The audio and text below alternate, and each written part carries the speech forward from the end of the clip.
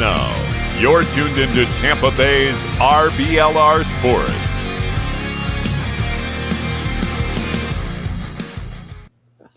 What is going on, everyone? Welcome into RBLR Bucs. I'm your guy, Musa, one of your co-hosts tonight. And man, it's always a beautiful day or a beautiful night to talk about some Tampa Bay football.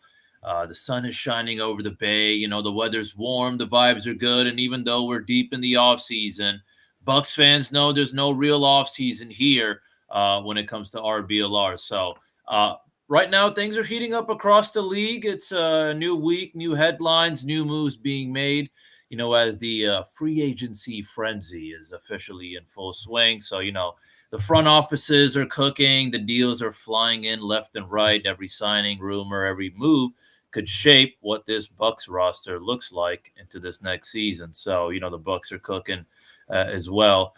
So tonight, you know, we're going to sit back, kick it with you all, break it down, reflect on some of the latest news around Tampa, talk about maybe some, you know, potential moves, you know, look at, you know, how free agency is, you know, shaking up around the league and around the NFC South as well. But look, listeners, a friendly reminder, this show is always better when you are part of the conversation. So please do drop a comment below. Let us know what you think about the moves being made, what you want to see the Bucs do next, your questions, your concerns, your hot takes, all of it. All right, we're reading it. We're talking about it. We love to hear from y'all. Seriously. So, you know, we got to show some love to the RBLR crew holding it down across the Tampa Bay, you know, covering the Rays, Lightning, Rowdies, Sun, and of course your beloved USF Bulls.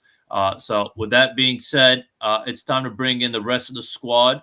First up, a guy who always brings the insight, the breaks down, and, you know, brings a little bit of heat with it as well when it comes to talking about some Buccaneers football. Mr. Zach Blaine, how you doing tonight? What's going on, brother? How are you doing, man? So far, so good, dude. I think, as you know, we've been discussing in the chat, and as I think us football fans can see, man, it's the free agency fun has begun. Well, I didn't realize that rhymed. Yeah, man. I don't think it's not been very fun for Tampa. I'll tell you that much. Oh yeah, man. Oh yeah. Yeah. I got some mixed feelings, but I know our friend, our final puzzle piece of this iconic trio, also has some words to say about what's been going on with our beloved Buccaneers, or even just around the league. So you already know he's bringing in the takes, the energy, and, you know, ready to dive into this free agency madness. Mr. Carter Brantley, what's the good word, my friend?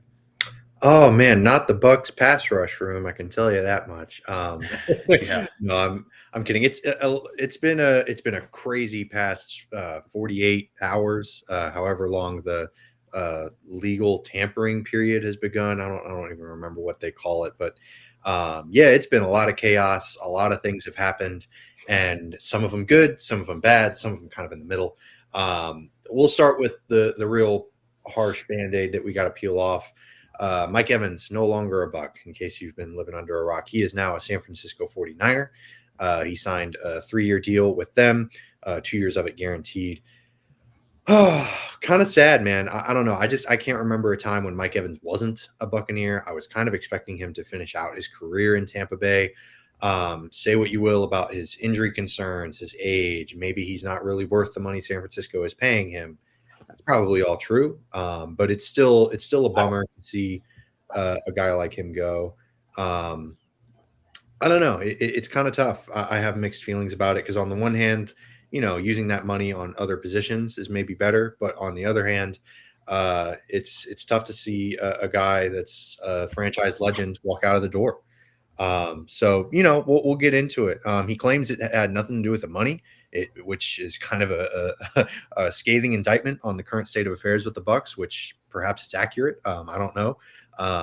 You know, whether it's a comment on the constant offensive coordinator changes, whether it's Todd Bowles as head coach, whether it's the defensive struggles, whatever it may be, he sees San Francisco as a better chance of winning or having sort of a more illustrious end to his career. And I can't say I blame him, because San Francisco is just in so much.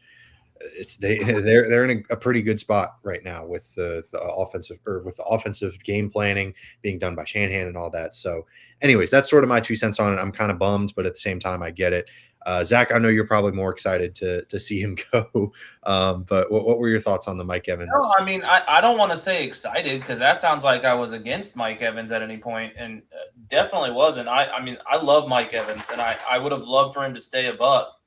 And I don't think that he was overpriced. I think he actually took a relatively good deal. I don't think I know we're gonna go. We're gonna go down the route of better chance at a Super Bowl. I don't think that that's necessarily true. I think it stems more from Todd Bowles over Kyle Shanahan over Todd Bowles, which also leads into Kyle Shanahan over Zach Robinson, and then I don't even know who their defensive coordinator is, but it's better than still Todd Saleh, Bowles. right? Is it Saleh? I thought he was a head coach now. Crap. Am I? I am probably wrong about that. My bad. Yeah, I thought Saleh was a head coach of the Titans. Yeah, you're absolutely right. What am I thinking? He's the head coach of the Titans. I'm stupid. Yeah, that's what I thought. Stupid. But either way, it's a better defensive coordinator. I don't care if it's some guy fresh out of college. It's probably a better defensive coordinator than Todd Bowles. So I look at it more of on top of all that, also he is without a doubt no competition wide receiver one in San Francisco. While in Tampa, I do agree he's still wide receiver one. I think that he shares targets with Chris Godwin, Jalen McMillan, Bucky Irving, maybe not so much, but now it's going to be a guy we talk about later in the show. Kate Otten, like there's so many mouths that need to be fed in Tampa, whereas in San Francisco, it's him and Christian McCaffrey. Yeah, and that's not even mentioning Emeka Egbuka here in Tampa. So, yeah, and it's funny because he's joining Ricky Pearsall, who got drafted in 2024, and I think he's still only like 6 years older than Ricky Pearsall or something crazy. Yeah. Where it's like, man, Mike Evans has been in the league since 2014, and Ricky Pearsall is like, I think he might not even have a full season's worth of games played with all the injuries he's had. But regardless, yeah. Stabbed. Right. Yeah. It's not necessarily even his fault, but it's just, yeah, it's crazy. It's funny. We'll see how that all plays out. But Mr. Tariq, man, this is, I'm not gonna lie. I know, Zach, all the reasons that you mentioned, him going to San Francisco totally makes sense. And like you said, he's definitely on the twilight of his career. So maybe not paying him this money might turn out to be a blessing, but it still hurt me. I don't know about you, Musa, but what were your thoughts on Evans going to San Francisco? Yeah, I mean, it just sucks. I know the whole money situation as well, and just I think we all wanted him, to retire as a Buccaneer, but it just, I don't know. It is what it is. It's not. I'm not very mad at it. I'm not kind of like screw you, but I'm also just like like damn brother, I wish you just wish you had stayed, but. Like Zach said, many mouths to feed on this team, and I think he was also just tired of all the constant changes as well. So I think going to San Francisco, I think it's really just going to be all about him and McCaffrey as well. Just going to be the McCaffrey Mike Evans show for the most part. Yeah. So. Yeah, man. It's just I feel like we see this at times, and you never know, man. Things could change. Maybe he's still in the league after all those years and says, "Hey, let me sign a 1 day with Tampa." Yeah, I mean, jumping in, you guys had mentioned saving the money, and that part's cool, but it's only cool if we use the damn money. Like if he's just gone to be gone, like that makes it hurt even more. And I kind of prepared myself for Mike to be gone. We had talked about it back when the offseason started that I love Mike Evans. Like him retiring as a Buc would have been the ideal world. But at the same time, like we do have a relatively deep receiver room. Whether it's the best wide receiver room, clearly last year that proved to be false. But we have a pretty deep wide receiver room. So, like, I was banking on him being gone for a good addition on the opposite side of the ball, and that has not happened to this point. Yeah, I mean, we'll see how they distribute the money that they saved. by not bringing in Evans. I think, theoretically, if you just want to look at it from like a purely money saved situation, I think it's like 18 mil that they're saving by not bringing him back. Yeah, I mean, it depends on, like I said, it depends on your definition of what, where they've distributed the money. But one place that they have kind of reinvested maybe the money that they're saving from Mike Evans, or maybe regardless, they brought in Alex Anzalone, interior linebacker from the Detroit Lions. He also played for the Saints previously in his career. He's out of the University of Florida. Widely considered to be one of the better coverage linebackers available in this free agency class. So I was pretty excited by this. I thought this was one of the stronger signings that they made. And we'll get into another one that maybe people aren't necessarily as excited about, but I'm also still a little bit excited about later. But starting with Anzalone, Mr. Tariq, man, what were your thoughts on this signing? How much does he upgrade this interior linebacker room? It's a big upgrade, man. This is what you need. This is what I was saying, not just only relying on the draft to address, the big needs, one being the linebacker, the linebacker room. Also want to give a shout out to our Night of the Wind 15 Gator legend. Yes, he is. That's a Gator legend. Hey, he is a Gator legend. He's a Gator legend, man. And I think he could be a legend for our Buccaneers next year. It's very nice to know that he's good in the coverage game. Also, I know Zach had mentioned in our chat that he's got an 88.8. What was it? Passer rating allowed. Passer rating allowed. Just one of the best in the league. It might be in the league. Yeah, so this was definitely one of the better signings we've had so far this offseason. Just what you need. Eases a little tension, as to what we want to do in the draft as well, perhaps. Absolutely, and it's only a 2-year deal, so I think it still very much leaves open the possibility that they still address this position again in the draft. They can still bring back Levante David if that's what they want to do. I think that would be interesting, at least, having David retire a Buck, or maybe David could just retire and that would be fine. But either way, it still leaves open some other possibilities, whatever they may be. Zach, I know you're a big fan of them improving this linebacker room. So was this a good start for you, or are you still kind of annoyed that they didn't get Devin Lloyd or someone better? Well, I mean, okay, you'd be silly to not want Devin Lloyd. Of course, yeah. Like, he's younger, he's more of a long-term fix. I love the Alex Anzalone signing. He's awesome. Like, I do think he's a great player, and I'm excited to see him play for Tampa. The upgrade from Levante to him, which sounds insane to say it because, like, Levante is such a legend. Like, I legitimately think he's a Hall of Fame player, but the fall off has been so drastic with him. So to see the upgrade from David to Anzalone, like, I'm so excited, and I think it's a great fit. He does everything that Tampa needs. We cannot be done at the linebacker position. Even if Levante comes back, we cannot be done. Levante needs to be a rotational piece at best. So if we're running 2 inside linebackers, Alex being the starter, and then we go out and we're still running with Servassier or Nick Jackson. Like, don't get me wrong, I want to see Nick Jackson play. I think he could be really good. But if Servassier is inside linebacker too, we are just as screwed as we are last year, no matter how good Alex is, because now we're just going to target Servassier every play. So I love the signing. We can't be done at inside linebacker. So I almost guarantee we take some sort of inside linebacker in the draft if we don't. Oh, for sure. But I was just saying more like, instead of going, because I was saying, before this Anzalone signing, I wouldn't be surprised if we got 2 linebackers in the draft. But I still, at this point, wouldn't be shocked if you take 2. Yeah. Yeah, it's an interesting thought process. And what they could do instead of taking 2 linebackers, they could,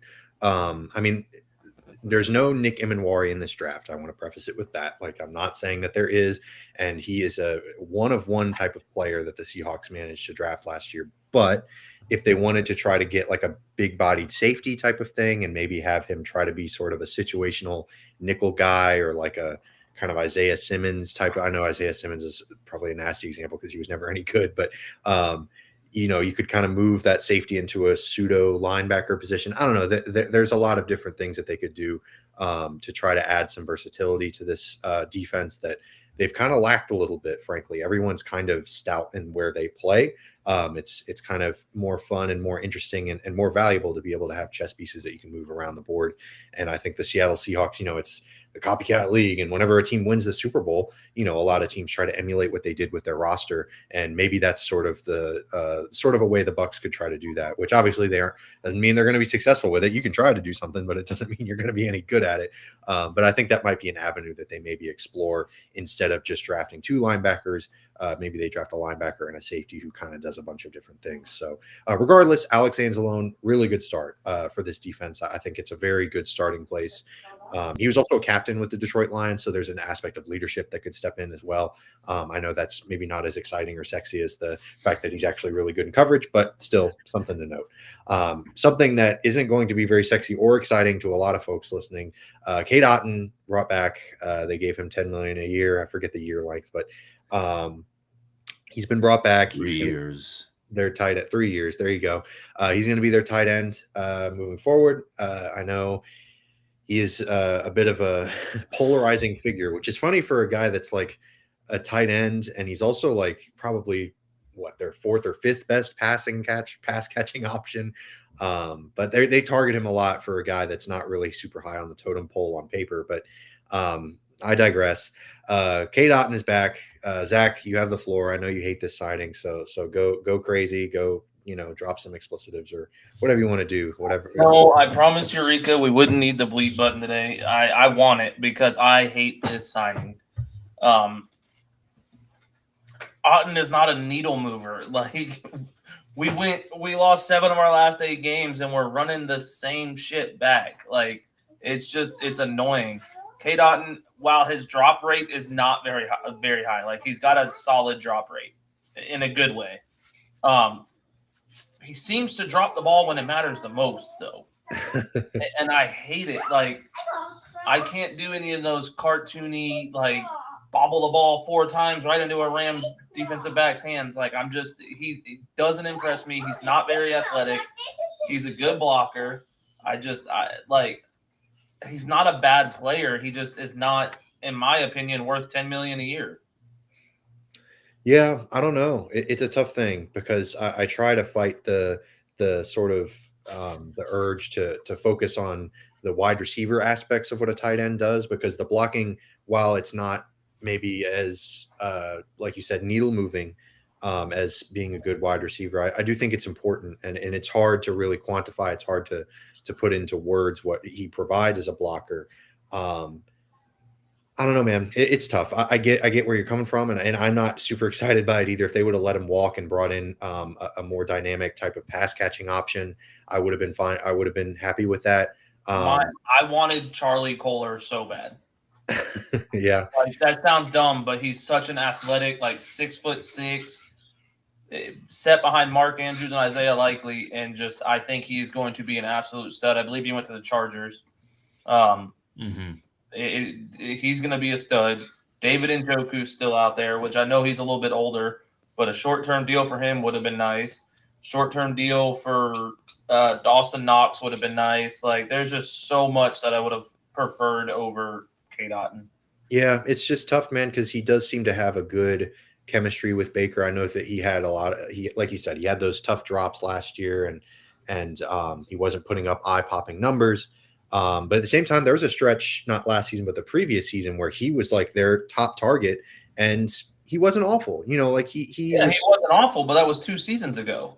Sure, I get you. It wasn't. Yeah, I get you, but I don't know. I'm not necessarily gonna I'm not gonna crash out over Cade Otton being brought back. Just touchdown last year. I feel you, but I had 1 touchdown. Yeah, I get you. You're gonna bring up some crazy name. I feel you. Like I'm not. Yeah, for sure. It's just Evan Cope had 1 catch. 1 catch. Right. Yeah. I don't know, man. I'm not going to use I don't know. He's probably not as bad as most people say, but he's also not as good as $10 million would suggest. He's probably somewhere in the middle. That's where my brain goes. Like, I'm not hating on the guy. I am, but I'm not. Yeah, like, I was about to say, it sounds like I am, but I'm not. Like, again, it's more of an act on camera, but like I was not happy with it. Sure. It's not something that like, oh, this team is doomed because we signed K. Dotton. Right. But like also we didn't improve signing K. Dotton. Like he's been here for 4 years. He averages 500 yards a game or a season. Like it's just it's. Well, but here's the thing: he's been playing with Chris Godwin and Mike Evans for the first half of that, and then they introduced Emeka Egbuka into the equation as well. So he's not supposed to be. If K. Dotton is getting 800 or 900 receiving yards this upcoming season with any team, that team's probably not very good. You know, like that team's probably not doing real well. Oh, thank you so much. You're very bad at whispering, Hazel. That's okay. No, I do feel you. Like he's not going to move. Like you said, he's not a needle mover. He's not making this offense any better. But he's at least not going to he's at least not going to theoretically make them any worse because he's a solid blocker and he's got a good floor. His ceiling is just a lot more limited than some of the potential other options that they could have brought in. So I don't know. We'll see. I'd be more excited about this if they had brought Evans back because then K. Dotton's like I don't even know, fifth best wide receiver, fifth best pass catcher. He stays the bottom of that list. Now it's like, oh God, Evans is out. Now we don't have that big body target. Now K. Dotton is that big body target. Sure. Yeah, it's tough. I don't know. It's a brutal thing. But Musab Tariq, what are your thoughts on this? Maybe you're super excited that K. Dotton is back. Maybe you're buying the jersey. What are your thoughts on them re-signing K. Dotton? I've had times where I've really loved the kid, but for the price and all of that, and just to really reflect on K. Dotton, and as much as we can talk about how he was 2 years ago or 3 years ago, we have to think about what he's done recently, aka this last season. Anyways, I'm just going on and on. K. Dotton is probably he could probably be the greatest TE2 ever. He's just not. He just doesn't have that TE1 dog in him. He doesn't. You know what I'm saying? And the Buccaneers, it's like a 5-bedroom room for someone who loves a chilly house. Except the one room that has a tight end in it, it's not hot, but it's also not chilly. It's got this old fan in there, so you're like, K. Dotton is just meh. He's average at best. Yeah. So spot on, brother. And this is just thinking about, just because what really kind of put the nail in the coffin was the price. I was just kind of like, okay, you know what? Like that's cool with me if we're just gonna get him for like the minimum or whatever. But I don't know. I mean, I guess there are reasons to be positive too. I'm not going to be like, this guy sucks or this guy was a horrible signing because, this, and this. But just thank you, Mr. Knight. Appreciate lead analogy. Yeah, well, it was the first thing that came to my head. I don't hate the guy. I don't love the guy. I don't know, man. He's kind of like that one guy in your company. You're just like, why did we hire this guy? And but you're also just like, you're also not walking around the office like, oh man, like, why does this guy have a job? You're just like, yeah, he just exists. He's not the reason they're going to win any games, he's doing something. Yeah. Yeah, I mean, he is decent with the blocking in the run game. But just imagine if we had like a deadly tight end, or I don't know, man. Just I would be more open just to trying out, our other guys at this point now too. But it's all good. There's definitely bigger problems. Indeed, nothing against. Yeah. I don't know. I'm. Yeah, it's just he's just a mid-level tight end, and he got paid a little bit above that in terms of market, but yeah, I don't know. We'll see. I do think David Njoku and Isaiah likely getting paid as much as they did.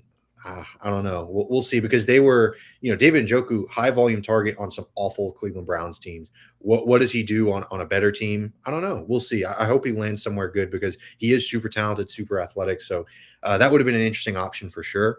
I don't know. It's interesting. K. Dotton seems to do a lot of small things that might go underappreciated, I guess. I don't know. It's hard to put. It's hard to really describe what he does. But like you said, he's very meh, and I'm with that. Yeah, I feel you. I don't know. I was kind of going back. Who knows? Maybe they're giving him, more money, or saying, "Hey, dude, now that Mike's gone, kind of like the whole, big body receiver. Sure. I don't think he's, he should be our big body receiver. We should just, you're better just getting Cephas Johnson, at wide receiver. I think he was like 6'5" or something. Oh man, yeah. Or maybe get Marquez Valdez-Scantling. He's yeah. But no, I just, yeah. I think I'll just leave it at that. Just very meh, whatever. But who knows? Maybe they're expecting more from him. They had a talk with him, and maybe that is the game plan. Maybe him and Baker are going to be cooking things up during the offseason, training together. Who knows? Maybe that is the vision now, that he's going to have a larger role. Yeah, So, I don't know. Yeah, We'll see. we'll see. We'll see. But regardless, if you're looking to maybe upgrade from what you view as a K. Dotton like wardrobe, maybe you're looking at your options. Head to shop.rblrsports.com to get some new merch, because I know it's tough out there. The summer's coming around. You're looking for some tank tops or some short sleeve shirts. We've got you covered. Everything Tampa Bay sports related. We'll get you there. So you promo code Cannon, CANNONS, for 10% off your entire order. We'd really appreciate it. So a little shameless plug there. And we're back to talking about some more free agent signings for the Bucs, because they had still even more. A'Shawn Robinson just came in tonight, Wednesday night. 1 year, $10 million deal. I know some folks probably, if you see this and are like, what the heck, like A'Shawn Robinson, like they don't need any more defensive linemen. But they lost. I mean, not that Logan Hall was very good, but they replaced Logan Hall, because Logan Hall is going to Houston, on that starting defensive line. So he's sort of, you think Cansey, Vita Vea, and A'Shawn Robinson is going to take up that third spot. He took 339 snaps at defensive right tackle last year. So he's not necessarily even a backup nose tackle, although he could maybe theoretically serve there in a pinch.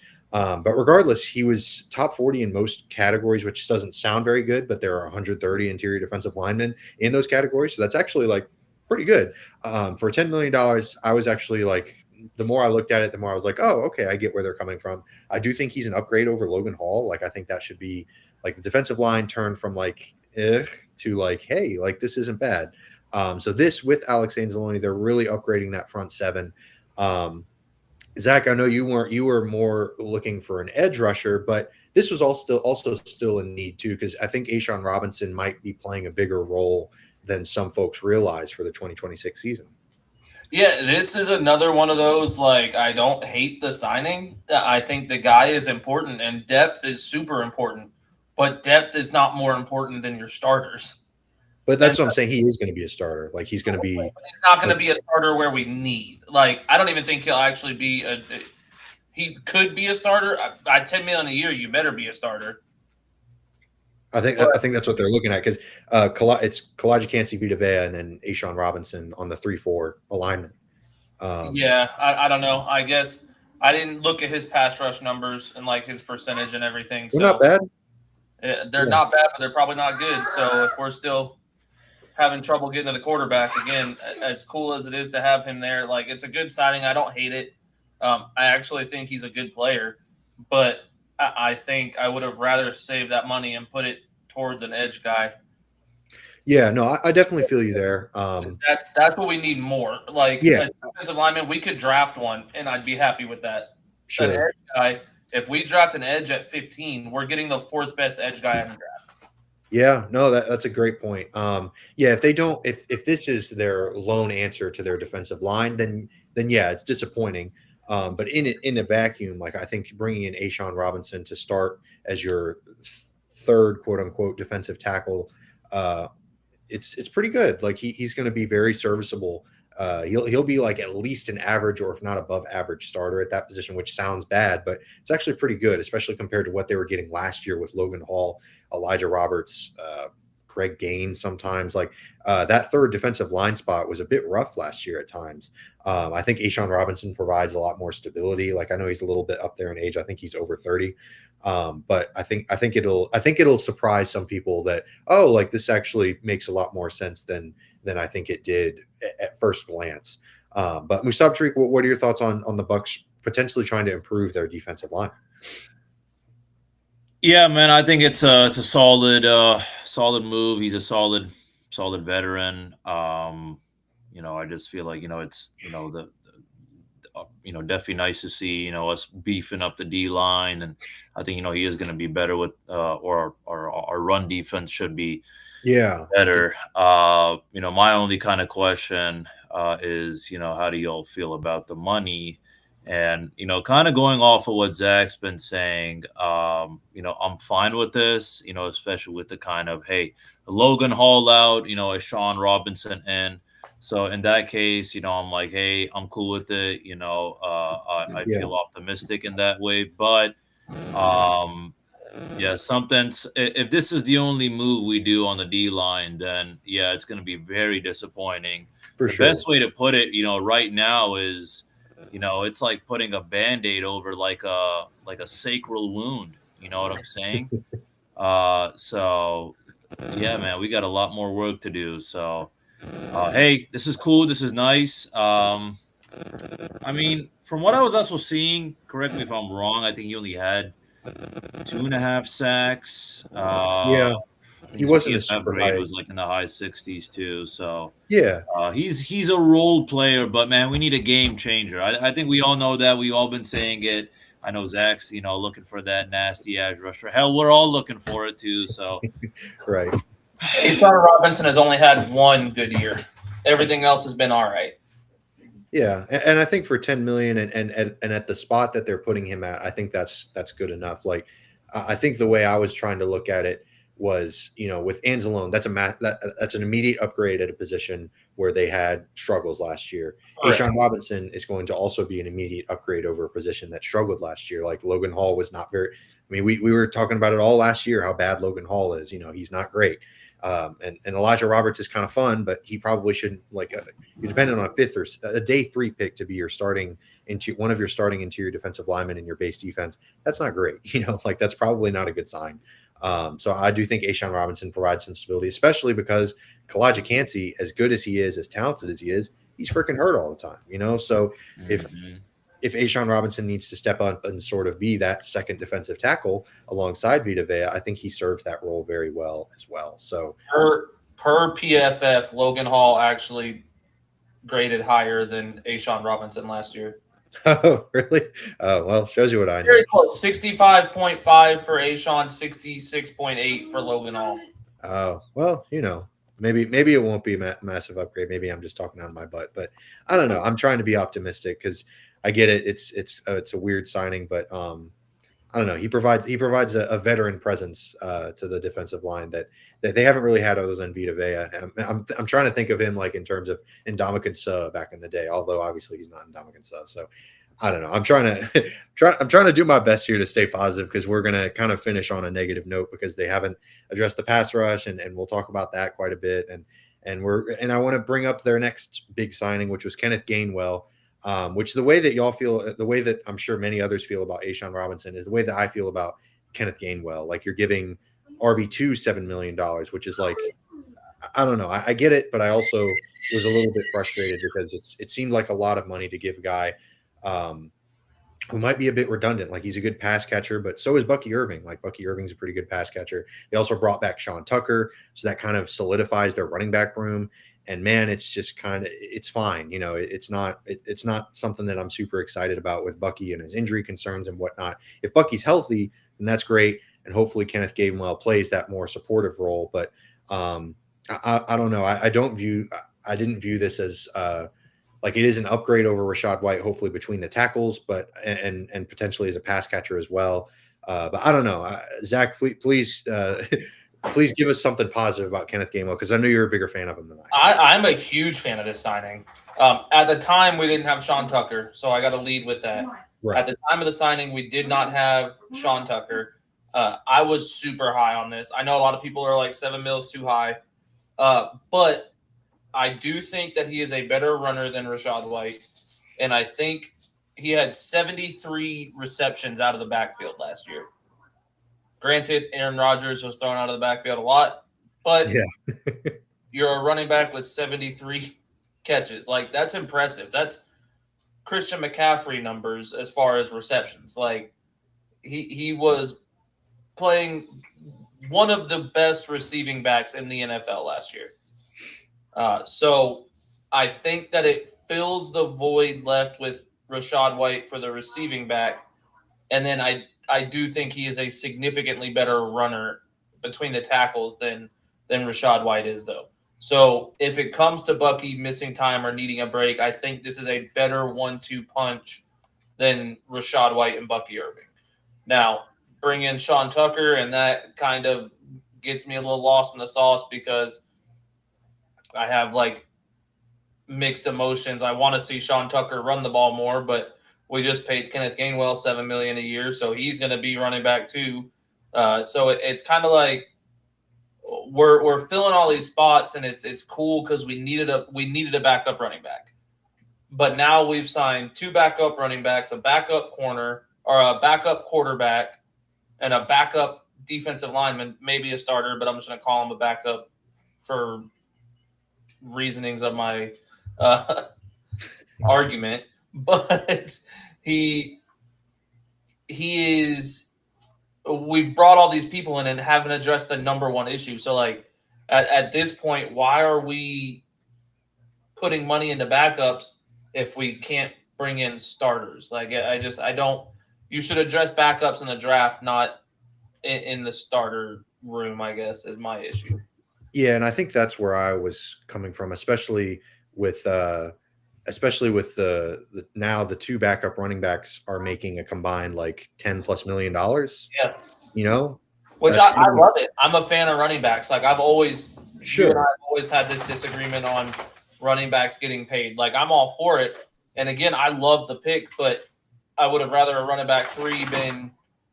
I wouldn't have mind Sean Tucker as running back 2 if he was just running back 2, and then we draft a guy in the 5th to 7th round. Like that's cool.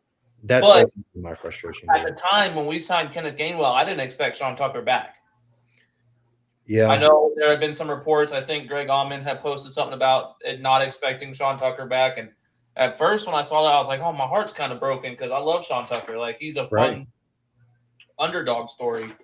But then we got him back, and then my heart was still broken because I'm like, wait a second, now we're paying running back 2 and running back 3 combined $10 million, and we still don't have a starting edge. Like we're going into this season right now with Anthony Nelson as our starting edge guy. Yeah, and that's where my frustration stems for. That $7 million could be going towards a potential edge rusher. And instead it's going towards Kenneth Gainwell, who without Sean Tucker, cool, fine, I guess, whatever. Like I'm still a little miffed because I would rather just have Sean Tucker for $3 million and Kenneth Gainwell for $7 million, but I get it. But now that Sean Tucker's back, it's kind of weird. I don't know. $3 million is a lot of money for a third running back when you already have a lot of money invested in RB2 and theoretically one of the better RB1s in the NFL. So, that was sort of my frustrations with it, especially now that Sean Tucker is back. It's not a lot of money for Sean Tucker, but combined with Kenneth Gainwell, it's kind of a lot of money for a running back room in total, especially when they've got to pay Bucky eventually, not this season. I forget, maybe not even next, but like, they're going to have to pay him eventually. So, well, no, this will be year 3. So he'll have 2 more seasons. Year 3 and year 4, because he was a 4th round pick, so that's only 4 years. Okay. So theoretically, he's probably extension eligible this offseason year or next year. Yeah.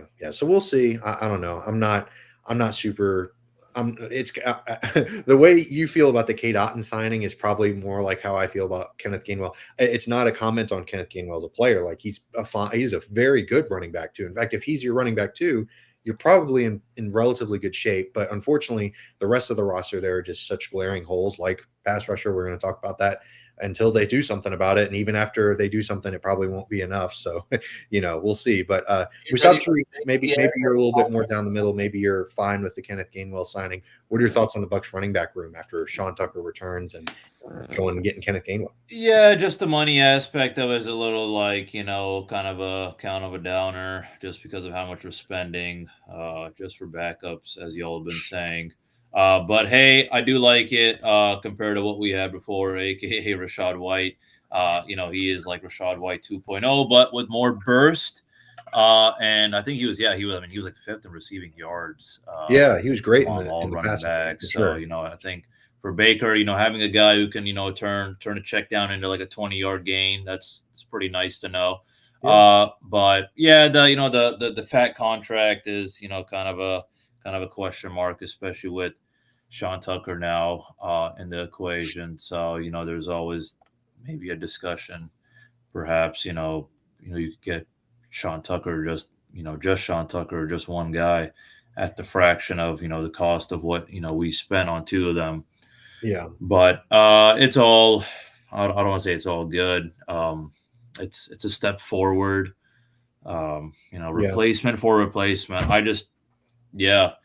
I think we're just, subbing out, whoever we can. The starter we subbed out was a good signing with Anzalone, so I think, I don't know, man, we'll see what else is, upcoming, but my only thing is, if this is just going to come down to how much money we have left based on how much we've been spending on these backups, then right. That's my only fear. And I feel like, because a very reasonable fear. The Glazers are cheap.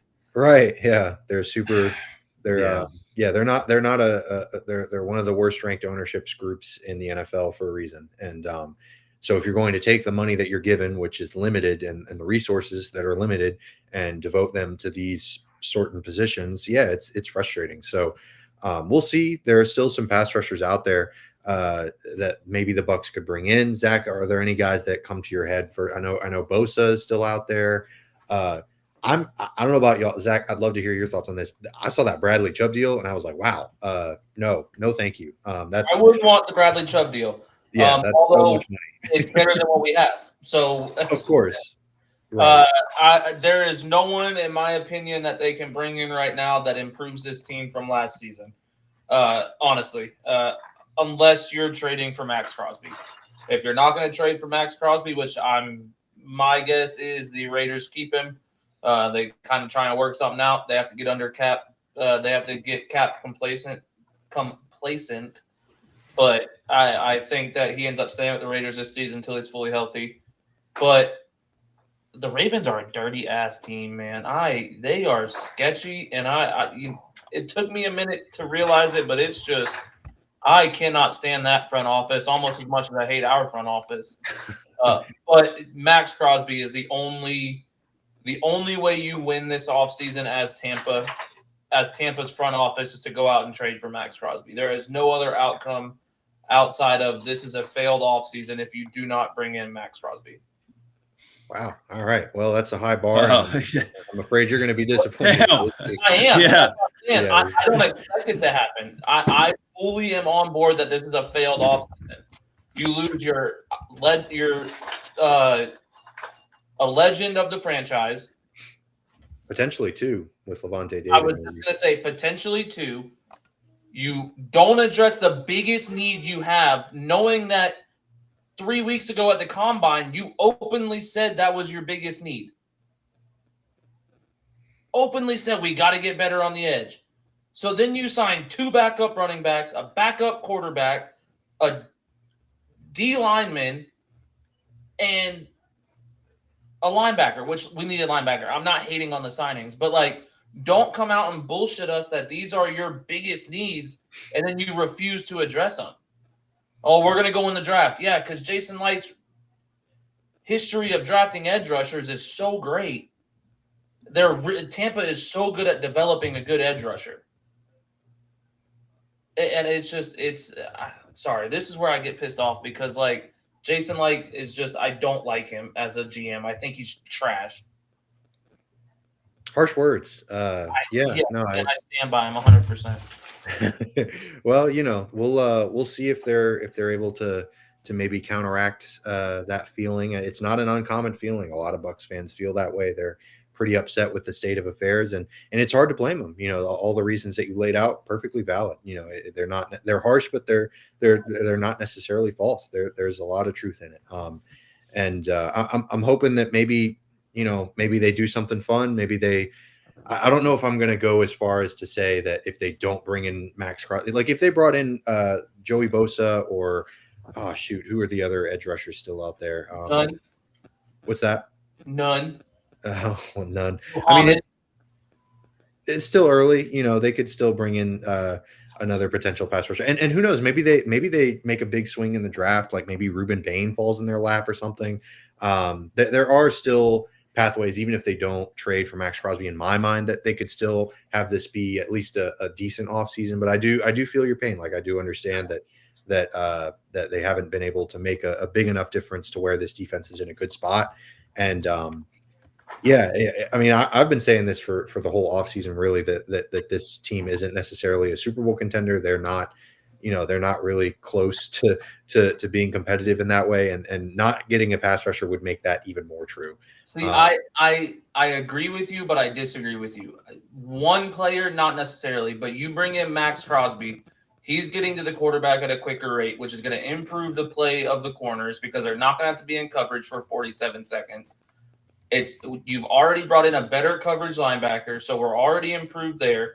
This offense, while we lost Mike Evans, I think in a roundabout way with bringing in Kenneth Gainwell over Rachaad White, because we like to run a two-backfield tandem, I think that this team has what it takes if we can get a good defensive game plan together. But the lack of effort in I heard they went after Trey Hendrickson, which I wouldn't have wanted to give him a 4-year deal, so I'm not mad that we didn't get him.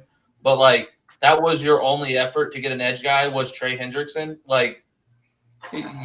You're not really trying – you knew you were outbid if you're trying to give a 1 or 2 year deal. I'm so – it's annoying when I hear people be like, this team sucks. This team is still a good team. Our defense sucks. And really just our front seven suck. We improved half of that. Now we just need to improve the edge, which we've needed to improve for 4 damn years. Yeah.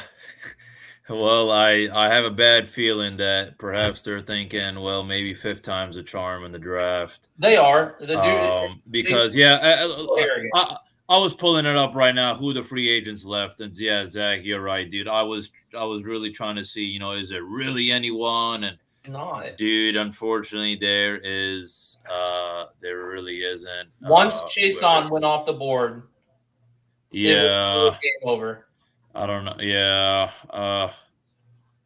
yeah. I mean, the Bosa signing would be fun, but even that, it's still kind of questionable. I don't know, man. It's tough. It's definitely not fun. It's not a great spot to be in because, it's tough, man. They're just in a tough spot, really, and it's kind of their own doing, like a lot of draft day mistakes and whatnot. So, top 5 GM though, baby. Well, we'll see if they're able to put something together to maybe surprise us and maybe turn this offseason around. And it's a shame because outside of this, I do think that the rest of these moves have at least been okay. But this lack of a move does weigh it down quite a bit. So, we'll have to wait because it's still early. There's still time. Maybe they surprise us and they do trade for Max Crosby. I don't know. I would kind of doubt it, but it could happen. There is exactly 0% chance they trade for Max Crosby. I'm with you. Yeah. That's the annoying part is we could get it done if he wasn't holding on to those damn draft picks like they were something important. We'd be good. Max Crosby's 28.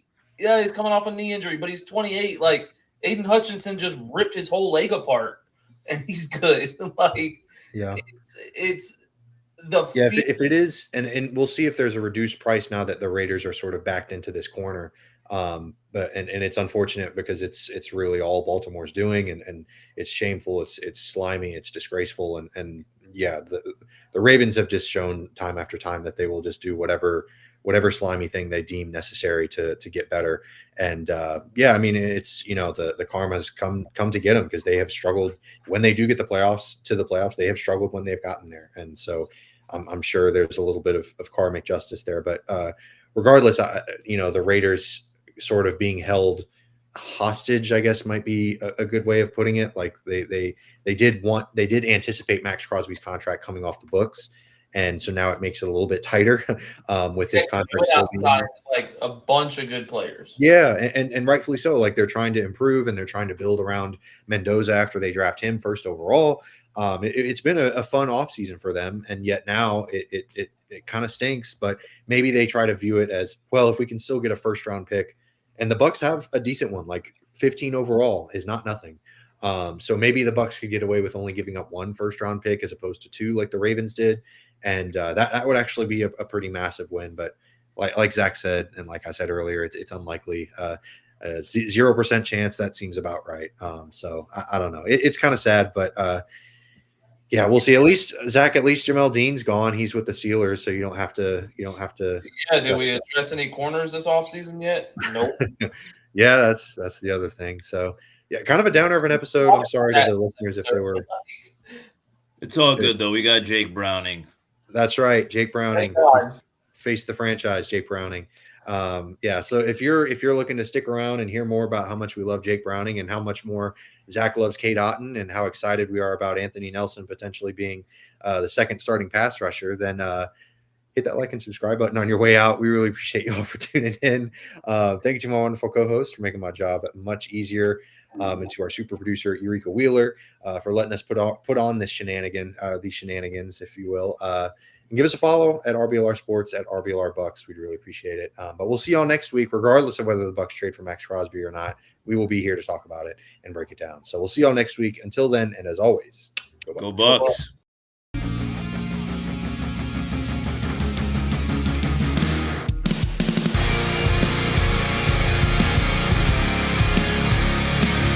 Thank you for tuning into this presentation by RBLR Sports. On your way out of the stadium, please remember to like and subscribe.